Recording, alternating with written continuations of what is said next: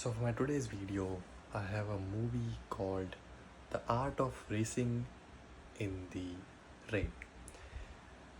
It's a 2021 movie and the movie is recently available on Netflix. It's also available on Disney Plus. And all I can say is I really had uh, you know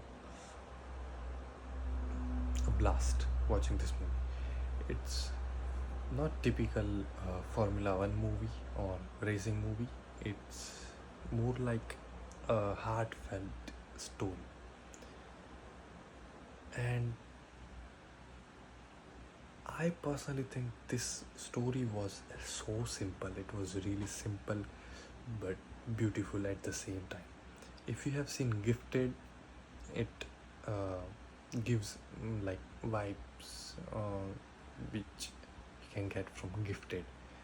Gifted is the one Chris Evans was starring, right? And I personally liked this movie because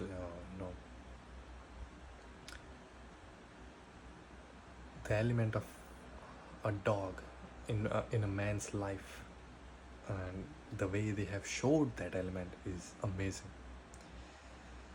So I personally give this movie as a recommendation. I really wanted to watch it, and I'm basically out of words. It's just a good movie. You should watch it. That's all I can say.